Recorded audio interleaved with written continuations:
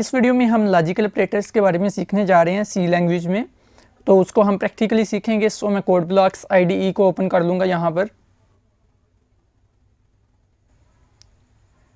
पर code blocks IDE open हो चुका है। अब यहाँ पर आकर न्यू फाइल क्रिएट करेंगे। इसके लिए यहाँ पर आकर क्लिक करेंगे और यहाँ पर आकर एम्प्टी फाइल पर आकर क्लिक करेंगे। तो यहाँ पर न्यू फाइल क्रिएट हो चुकी है। यहाँ पर हैश लिखेंगे और इसे सेव कर लेंगे। सेव करने के लिए फाइल पर आकर क्लिक करेंगे और यहाँ पर आकर सेव फाइल पर आकर क्लिक करेंगे और यहाँ पर फाइल का नाम लिखेंगे। यहाँ पर आप फाइल का नाम कुछ भी लिख सकते हैं। मैं यहाँ पर प्रोग्राम 15 लिख देता हूँ। .c एक्सटेंशन रखेंगे क्योंकि हम सी लैंग्वेज में प्रोग्रामिंग कर रहे हैं। तो यहाँ पर आकर अब यहाँ पर सेव पर क्लिक कर देंगे। यहाँ पर हेडर फाइल इंक्लूड करेंगे stdio.h। अब यहाँ पर आकर मेन फंक्शन यूज़ करेंगे और अब हम लॉजिकल ऑपरेटर्स को सीखने जा रहे हैं। हमारे पास जो टोटल लॉजिकल ऑपरेटर्स होते हैं वो 3 होते हैं। वो तीनों लॉजिकल ऑपरेटर्स ये हैं: एंड, और, नॉट। एंड जो ऑपरेटर है उसको इससे रिप्रेजेंट किया जाता है डबल एंड के सिंबल से। इसको हम कहते हैं एंड ऑपरेटर। और आर को हम इसके सिंबल से रिप्रेजेंट करेंगे, आर के ऑपरेटर को। और नॉट के ऑपरेटर को हम इस सिंबल से रिप्रेजेंट करेंगे। तो अब हम सबसे पहले एंड ऑपरेटर को सीखेंगे। तो एंड ऑपरेटर के लिए मैं ऐसा करता हूँ, 2 वेरिएबल्स ले लेता हूँ, इंटीजर टाइप 2 वेरिएबल्स ले लेता हूँ। एक वेरिएबल का मैं नाम रख लेता हूँ पेपर मार्क्स, कि पेपर में जो नंबर आए हैं। और दूसरा वेरिएबल मैं रख लेता हूँ असाइनमेंट मार्क्स, कि जो असाइनमेंट में मार्क्स आए हैं। अब यहाँ पर इफ़ कंडीशन का यूज़ करूँगा मैं यहाँ पर। और यहाँ पर अब हम कंडीशन देंगे। वो कैसे कि अगर पेपर मार्क्स वाले वेरिएबल में फ़र्ज़ करते हैं पेपर 100 मार्क्स का है, तो हम क्राइटेरिया ये रखते हैं कि अगर 33 या इससे ज़्यादा मार्क्स हुए किसी स्टूडेंट के तो वो पेपर में पास है। If paper marks greater then और इक्वल टू किसके हों, 33 के। और साथ में हम एंड ऑपरेटर यहाँ पर यूज़ करेंगे। और इसका मतलब ये है कि असाइनमेंट मार्क्स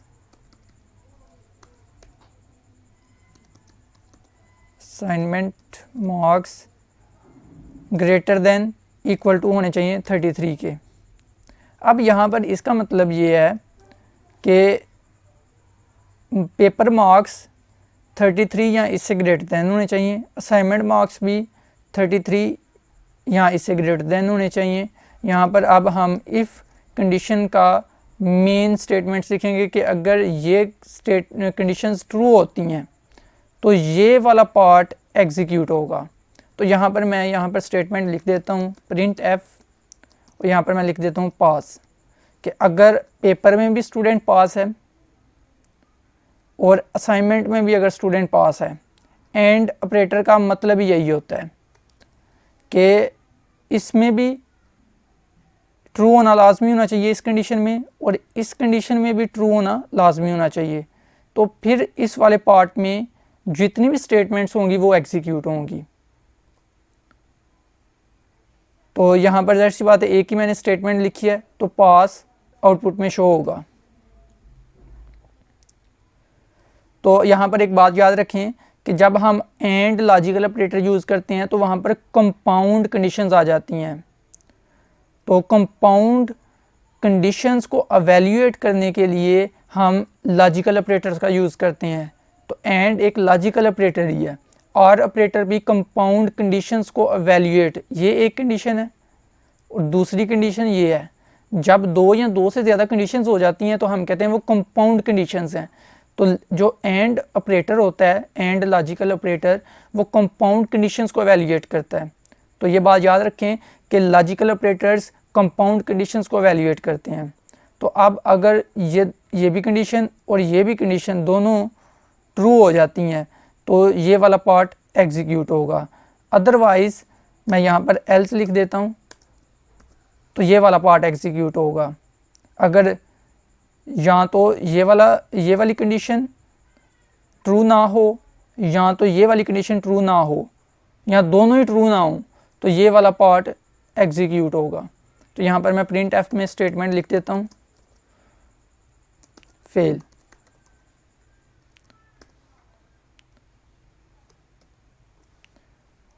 तो इसे मैं सेव कर लेता हूँ, क्योंकि अभी तो मैंने इनपुट नहीं करवाया पेपर मार्क्स वेरिएबल के अंदर, ना असाइनमेंट मार्क्स के अंदर वेरिएबल के अंदर इनपुट करवाया, तो इन दोनों को मैं इनपुट करवा देता हूँ। तो यहाँ पर मैं प्रिंट एफ के ज़रिए एक मैसेज शो करवा देता हूँ, एंटर पेपर मार्क्स। यहाँ पर स्कैन एफ के ज़रिए इनपुट लेंगे, यहाँ पर फॉर्मेट स्पेसिफायर दिया और कामा देंगे और वेरिएबल नेम लिखेंगे। इधर से मैं वेरिएबल नेम कॉपी करता हूँ और यहाँ पर आकर पेस्ट कर देते हैं। ये हमारे पास पेपर मार्क्स इनपुट हो गए। अब हमने असाइनमेंट मार्क्स भी तो इनपुट करने हैं। मैं इधर से इसको पहले ही कॉपी करके रख लेता हूँ, कॉपी किया इसे। अब मैं प्रिंट एफ के ज़रिए एक आउटपुट शो करवाता हूँ कि enter assignment marks. Scan F के ज़रिए हम इनपुट करवाएंगे, क्योंकि इंटीजर टाइप वेरिएबल है तो इसलिए हम फॉर्मेट स्पेसिफायर %d यूज़ करेंगे और यहाँ पर कॉमा लगाएंगे और वेरिएबल नेम देंगे। और ये बात याद रखें, यहाँ पर हमने जब इनपुट करवा रहे होते हैं साथ में एंड का सिंबल भी लिखते हैं सी लैंग्वेज में, तो यहाँ पर भी हम एंड का सिंबल लिखेंगे वेरिएबल के नेम के साथ और यहाँ पर सेमीकोलन लगा देंगे। इसे सेव करते हैं और अब इसे बिल्ड एंड रन करेंगे।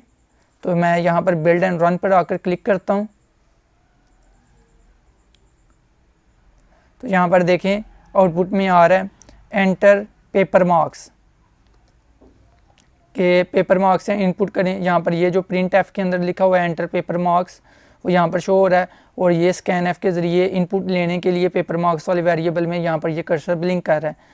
तो मैं पेपर मार्क्स वाले वेरिएबल के अंदर, ये जो पेपर मार्क्स वाला वेरिएबल है ये, इसके अंदर मैं वैल्यू इनपुट करवा देता हूँ। तो यहाँ पर वैल्यू मैं इनपुट करवाता हूँ 76। एंटर प्रेस करेंगे। अब यहाँ पर आ रहा है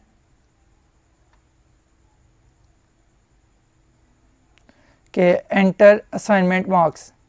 ये जो यहाँ पर लिखा हुआ है print F enter assignment marks और आगे कर्सर ब्लिंक कर रहा है कि स्कैन एफ के ज़रिए असाइनमेंट मार्क्स वाले वेरिएबल में हम इनपुट करवाएं इस वाले वेरिएबल के अंदर। तो यहाँ पर मैं आ जाता हूँ और यहाँ पर मैं 88 लिख देता हूँ और एंटर प्रेस करते हैं। तो यहाँ पर आउटपुट में आप देख सकते हैं कि आ रहा है, यहाँ पर पास आ रहा है। पास इसलिए आ रहा है, जाहिर सी बात है ये कंडीशन भी सेटिस्फाई हो रही है और ये कंडीशन भी सेटिस्फाई हो रही है और दोनों का आंसर ट्रू है। तो एंड ऑपरेटर में अगर दोनों कंडीशंस कंपाउंड कंडीशंस वो होती हैं जिनमें दो या दो से ज़्यादा कंडीशंस होती हैं, यहाँ पर दो कंडीशंस हैं तो जिनमें दोनों कंडीशंस ट्रू हैं तो इसका मतलब ये वाला पार्ट एग्जीक्यूट अब होगा। अगर दोनों में से एक भी कंडीशन ट्रू ना हुई तो ये वाला पार्ट एग्जीक्यूट होगा, एल्स वाला। तो आपने यहाँ पर आउटपुट देख लिया। मैं अगेन इसे बिल्ड एंड रन करता हूँ। यहाँ पर मैं पेपर मार्क्स दे देता हूँ 86 और असाइनमेंट मार्क्स में यहाँ पर एंटर कर देता हूँ 32। तो अब क्या होगा, पास आएगा या फेल आएगा, आपको आई होप पता होगा। जाहिर सी बात है ये वाली कंडीशन तो सेटिस्फाई कर रही है paper marks greater than equal to 33, लेकिन ये वाली कंडीशन सेटिस्फाई नहीं कर रही तो ये वाला पार्ट एग्जीक्यूट नहीं होगा। तो ये वाला पार्ट एग्जीक्यूट होगा, मीन्स कि यहाँ पर फेल आएगा। तो मैं एंटर प्रेस करता हूँ तो यहाँ पर आप देख सकते हैं यहाँ पर फेल आ रहा है। तो यहाँ इसे अगेन मैं बिल्ड एंड रन करता हूँ। तो यहाँ पर पेपर मार्क्स में अगेन एंटर करता हूँ 76 यहाँ पर मैं एंटर कर देता हूँ 45 और यहाँ पर अब आप देख सकते हैं आउटपुट में पास आ रहा है। कहने का मतलब ये है कि जो एंड ऑपरेटर होता है उसमें कंपाउंड कंडीशंस का, दोनों कंडीशंस का ट्रू होना बहुत ज़रूरी है, तभी वो वाला पार्ट एग्जीक्यूट होगा। एंड लॉजिकल ऑपरेटर में तभी आंसर ट्रू आता है जब हमारे पास कंपाउंड कंडीशंस, एक ये वाली कंडीशन और ये वाली कंडीशन, दोनों कंडीशन से मिलकर कंपाउंड कंडीशन बनाई, दोनों कंडीशन ट्रू होंगी तो हमारा आंसर ट्रू आएगा। ट्रू आंसर आएगा तो फिर ये वाला पार्ट एग्जीक्यूट होगा, नहीं तो ये वाला पार्ट एग्जीक्यूट होगा। अब हम और ऑपरेटर, लॉजिकल ऑपरेटर के बारे में सीखेंगे। तो उसके लिए क्या करते हैं जी, बल्कि इसके लिए मैं एक नई फाइल क्रिएट करता हूँ। यहाँ पर क्लिक करेंगे, एम्प्टी फाइल पर आकर क्लिक करेंगे और यहाँ पर न्यू फाइल क्रिएट हो चुकी है। यहाँ पर हेडर फाइल इंक्लूड करेंगे, हैश इंक्लूड, इसको मैं सेव कर लेता हूँ। यहाँ पर आकर फाइल नेम लिखेंगे, फाइल नेम कुछ भी लिख सकते हैं, लेकिन मैं यहाँ पर आकर प्रोग्राम 16 लिख देता हूँ। .c एक्सटेंशन लिखेंगे और यहाँ पर आकर सेव पर क्लिक कर देंगे और यहाँ पर सेव पर आकर क्लिक कर देंगे। अब इंक्लूड यहाँ पर लिखेंगे, यहाँ पर हेडर फाइल इंक्लूड करेंगे .h और यहाँ पर मेन फंक्शन ऐड करेंगे।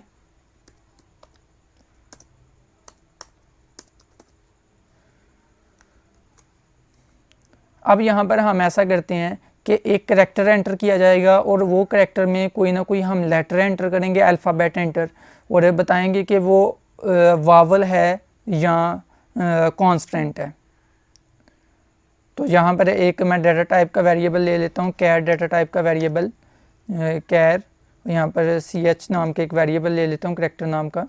तो यहाँ पर एक वेरिएबल है ch और इसकी डाटा टाइप है कैर। अब जाहिर सी बात है यहाँ पर प्रिंट एफ के ज़रिए मैं एक आउटपुट में शो करवा देता हूँ कि enter character, enter any character.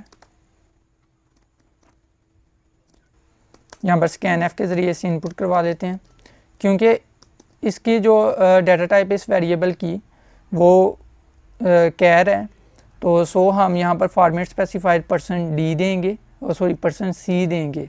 अगर इंटीजर होती तो हमने यहाँ पर d देना था। यहाँ पर कॉमा लगाएंगे क्योंकि इनपुट करवा रहे हैं, एंड का सिंबल लगाएंगे और वेरिएबल नेम लिखेंगे, वेरिएबल नेम है ch और यहाँ पर सेमीकोलन लगा देंगे। अब हमने चेक करना है कि जो करैक्टर एंटर हुआ है वो वावल है या वावल नहीं है। तो उसके लिए क्या करेंगे कि हम इफ़ कंडीशन यहाँ पर यूज़ करेंगे, यहाँ पर हम कंपाउंड कंडीशंस का यूज़ करेंगे, क्योंकि हम जानते हैं कि जो लॉजिकल ऑपरेटर्स होते हैं वो कंपाउंड कंडीशंस को वैल्यूएट करते हैं, मींस के दो या दो से ज़्यादा कंडीशंस को वैल्यूएट करते हैं।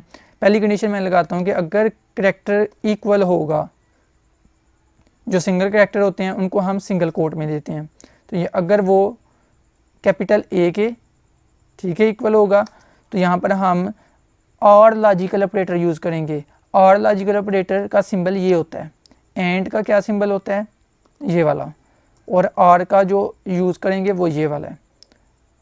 तो आगे मैं लिख दूंगा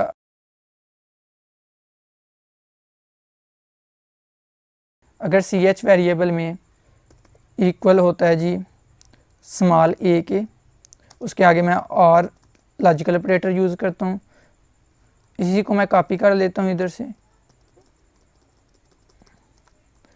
और यहाँ पर आकर मैं पेस्ट कर देता हूँ। अगर वो, हम जानते हैं A-E-I-O-U वावल लेटर्स होते हैं, यहाँ पर मैं लिख देता हूँ, यहाँ पर E आ जाएगा, कैपिटल E, यहाँ पर फिर से R का यूज़ किया जाएगा, यहाँ पर मैं पेस्ट कर देता हूँ, यहाँ पर स्मॉल E आ गया। अब आगे यहाँ पर आ जाएगा I, मैं सभी को अब इसी तरह से लिख देता हूँ, आपने गौर से देखना है।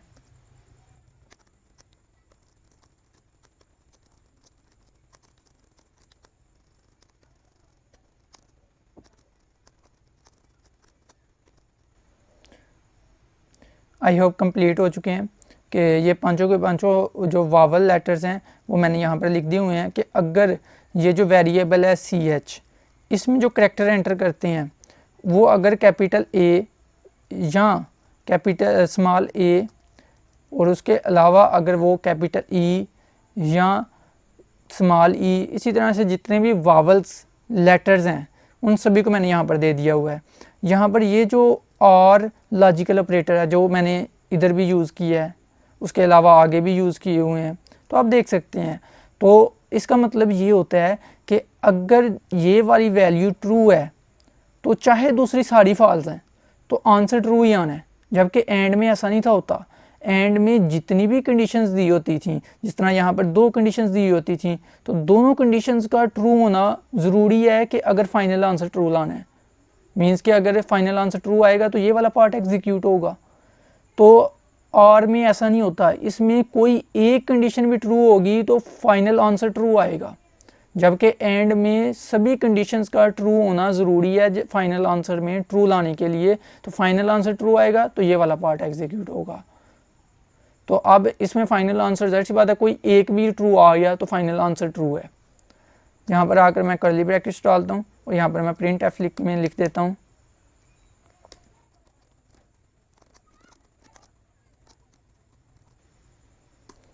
यहाँ पर मैंने लिख दिया यू एंटर्ड वावल, कि अगर आपने इन करैक्टर में से एंटर किया तो वो करैक्टर ज़ाहिर सी बात है वावल में होगा। अगर ये ना हुआ तो एल्स वाले पार्ट में यहाँ पर लिख देंगे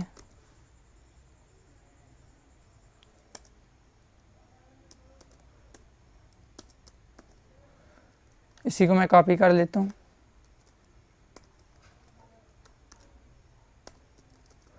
you did not enter a vowel.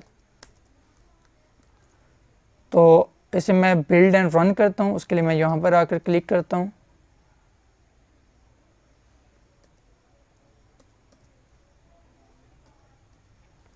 यहाँ पर मैं आकर क्लिक करता हूँ बिल्ड एंड रन के लिए। तो यहाँ पर मैं एक करैक्टर एंटर करूँगा। फर्ज करते हैं मैं यहाँ पर करैक्टर वावल एंटर करता हूँ, कैपिटल ई। यहाँ पर आ रहा है you entered a vowel.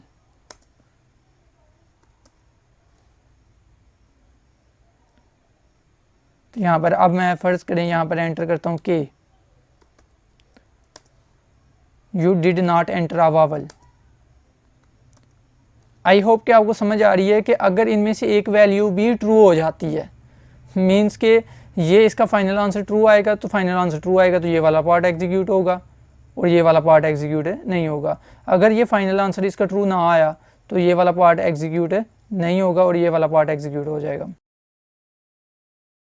If else condition का आपको पता ही होगा, अगर ये कंडीशंस ट्रू हो जाती हैं और फाइनल आंसर ट्रू आ जाता है तो यहाँ पर ये पार्ट एग्जीक्यूट होगा और दूसरा पार्ट एग्जीक्यूट नहीं होता, अदरवाइज़ नहीं तो फिर ये वाला पार्ट एग्जीक्यूट होता है। आई होप कि आपको और ऑपरेटर के बारे में भी अब क्लियर होगा, और लॉजिकल ऑपरेटर के बारे में। अब हमने सीखने हैं नॉट लॉजिकल ऑपरेटर के बारे में, जो कि बहुत ही सिंपल है। अब फ़र्ज़ करें कि मैं यहाँ पर लिख देता हूँ नॉट, ये मैंने नॉट डाल दिया। अब इसका मतलब ये है कि मार्क्स 33 के इक्वल या ग्रेटर देन नहीं होने चाहिए। इसका नॉट का मतलब ये है। इसके साथ में अगर मैं नॉट लगा दूंगा तो इसका मतलब उल्ट हो जाएगा कि अब असाइनमेंट मार्क्स ग्रेटर देन और इक्वल टू 33 के नॉट, मतलब के नहीं होने चाहिए, तो फिर ये कंडीशन ट्रू होगी। तो नॉट का मतलब यही होता है, मतलब कि किसी भी फाइनल आंसर को अगर आपने किसी भी कंडीशन के आंसर को बदलना है तो उसके लिए हम नॉट का ये ऑपरेटर यूज़ कर सकते हैं। तो ये हमारे पास 3 लॉजिकल ऑपरेटर्स होते हैं। कौन कौन से हमारे पास लॉजिकल ऑपरेटर्स होते हैं? एंड, और, नॉट। एंड को हम रिप्रेजेंट करते हैं इस सिंबल से, और को हम रिप्रेजेंट करते हैं ये वाले सिंबल से, और एंड को हम नॉट को हम रिप्रेजेंट करते हैं इस सिंबल से।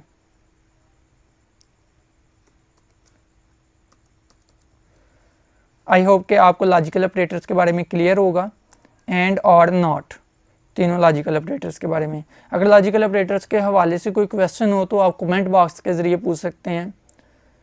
Thank you so much for watching this video. अल्लाह हाफिज़।